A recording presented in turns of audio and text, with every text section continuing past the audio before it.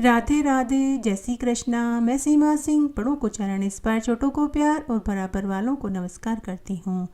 आज मैं आपको नवरात्रि में व्रती मनुष्य को पूजा करते समय कौन से रंग के कपड़े पहनने चाहिए और माता को क्या भोग लगाना चाहिए, आइए अब हम संपूर्ण विधि जानते हैं।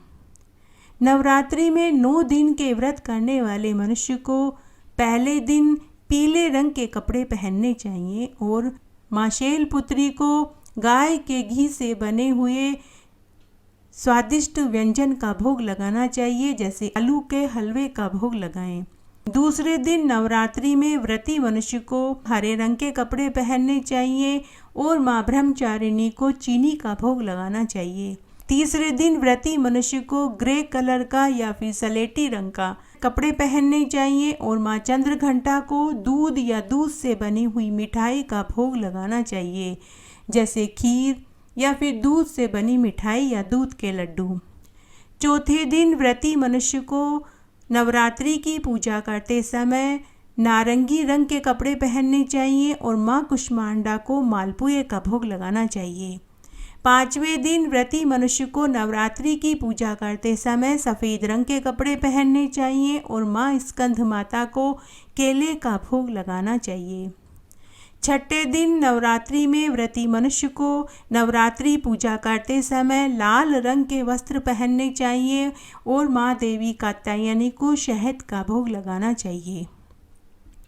सातवें दिन व्रती मनुष्य को नवरात्रि की पूजा करते समय नीले रंग के कपड़े पहनने चाहिए और माँ कालरात्रि को गुड़ का भोग लगाना चाहिए।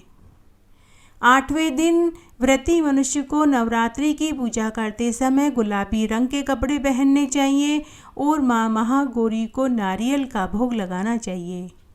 9वें दिन व्रती मनुष्य को नवरात्रि की पूजा करते समय बैंगनी रंग के कपड़े पहनने चाहिए और माँ सिद्धिदात्री को हलवा, पूड़ी, खीर, चने का भोग लगाना चाहिए। जिस कन्या के शरीर में किसी अंग की कमी हो, जिसके अंग में कहीं छिद्र हो, दुर्गंध युक्त हो, नीच कुल से पैदा हुई हो, ऐसी कन्या को कन्या पूजन में शामिल नहीं किया जाता।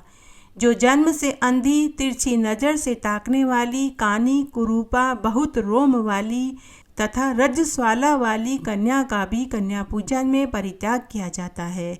जो अत्यंत दुर्बल हो, जिसकी 1 वर्ष के भीतर उत्पत्ति हुई हो, विधवा स्त्री से जिसका जन्म हुआ हो, विवाह से पहले ही माता जिसे जन्म दे चुकी हो, ऐसी कन्याएं भी संपूर्ण रूप से कन्या पूजन में त्याज्य है। किसी प्रकार के रोग से रहित, श्रेष्ठ रूप वाली, सुंदरी, छिद्र रहित तथा अपनी ही माता पिता से उत्पन्न कन्या को सम्यक प्रकार से कन्या पूजन में शामिल किया जाता है। कार्य की सिद्धि के लिए ब्राह्मण की कन्या, युद्ध में विजय पाने के लिए क्षत्रिय की कन्या तथा व्यापार में लाभ के लिए वैश्य की कन्या तथा शूद्र की कन्या का पूजन करना चाहिए, ऐसी मान्यता बताई गई है। ब्राह्मण और क्षत्रिय ब्राह्मण की कन्या का पूजन करें। वैश्य के लिए ब्राह्मण, क्षत्रिय और वैश्य इन तीनों वर्णों की कन्या का पूजा करने का विधान है। शूद्र के लिए चारों वर्णों की कन्याएं पूजनीय हैं। शिल्प कर्म करने वाले मनुष्य यथा योग्य अपने अपने वंश की कन्याओं का पूजन करें।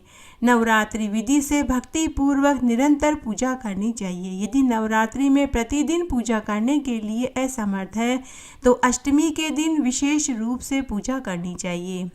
इस तरह आज मैंने आपको बताया कि नवरात्रि के प्रथम दिन से नवमी तक व्रती मनुष्य को पूजा करते समय किस रंग के कपड़े पहनने चाहिए और अलग अलग दिन माता को किस चीज़ का भोग लगाना चाहिए, ताकि हमें हमारी पूजा का संपूर्ण फल प्राप्त हो।